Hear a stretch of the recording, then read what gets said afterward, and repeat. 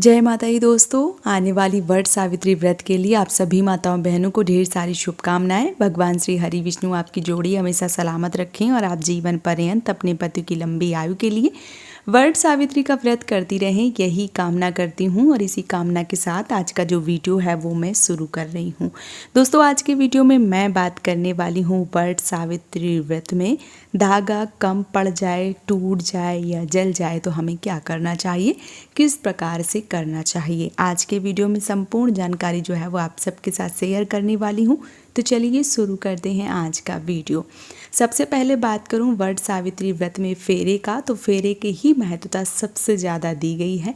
इसलिए जब आप वट सावित्री व्रत करें, फेरे लगाने के लिए आपको कम से कम 2 या 3 कच्ची अड़िया या रक्षा सूत्र या नॉर्मल धागा ले जाकर जो पूजा है वो करनी चाहिए। और इतनी संख्या में ले जाएं, मतलब अगर बड़ी बड़ी गुल्ली हैं तो फिर 2 ले जाएं, अगर छोटी हैं तो फिर 3 लेके जाएं, क्योंकि बच जाए वो ठीक है, घटना नहीं चाहिए, इस बात का विशेष रूप से ध्यान रखें। तो आप जब भी वट पूजा करने के लिए, फेरे लगाने के लिए, परिक्रमा लगाने के लिए धागा खरीदें तो आप थोड़ी ज़्यादा संख्या में खरीदें ताकि धागा जो है वो कम ना पड़े। अगर धागा कम पड़ जाता है तो जहाँ से कम पड़ जाता है वहीं पे धागा जो है वो आपको खोस के और बाकी के जो फेरे हैं वो आपको पूरे करने चाहिए। ऐसा नहीं है कि धागा कम पड़ गया तो फिर आपको जो फेरे हैं वो नहीं लगाना चाहिए, ऐसा आप बिल्कुल भी ना करें।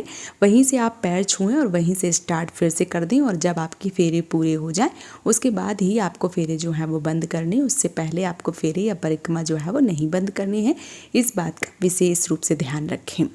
कई बार बहनें जो है वो पूजा करती हैं, भीड़ बहुत ज़्यादा होती है, जल्दी जल्दी में फेरे या परिक्रमा लगाती हैं तो जो धागा है वो टूट जाता है। तो आप थोड़ी आराम से फेरे लगाएं, थोड़ी आराम से पूजा करें, क्योंकि ये जो पूजा है, ये जो फेरे हैं, ये जो परिक्रमा है, ये जो व्रत है वो हम अपने सुहाग की लंबी आयु के लिए कर रहे हैं। तो हर चीज़ों को देख समझ कर ही करना उचित रहता है। इसलिए आपको जो फेरे हैं वो अच्छे से सावधानी पूर्वक ही लगाएं।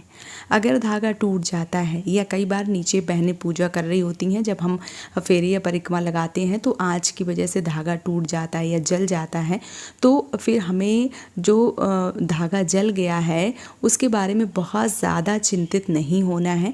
भगवान से क्षमा मांगना है, भगवान से प्रार्थना करना है कि हे प्रभु, आप मेरी पूजा को स्वीकार करें, आप मेरे पति की दीर्घायु करें।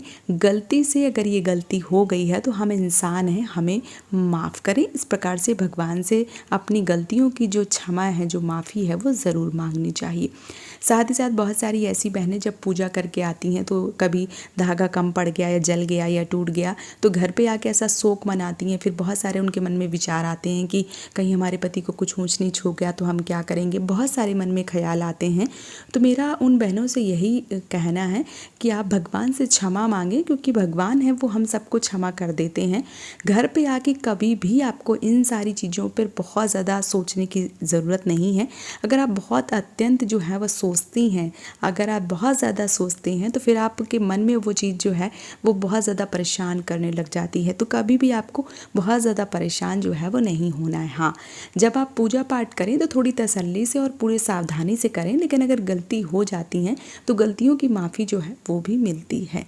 तो आप भगवान से गलती की माफ़ी जो है वो ज़रूर मांगें और अपनी पूजा को पूर्ण करें। इस प्रकार से धागा अगर कम पड़ जाए, जल जाए या टूट जाता है तो इस प्रकार से भी जो आपकी पूजा है वो पूर्ण मानी जाती है। तो उम्मीद करती हूँ कि आज का ये वीडियो आप सबके लिए काफ़ी ज़्यादा मददगार रहा होगा। अगर वीडियो पसंद आया है तो आप मुझे सपोर्ट ज़रूर करें। इस चैनल को सब्सक्राइब करके आज का वीडियो यहीं पर समाप्त कर रही हूँ दोस्तों। जय माता दी।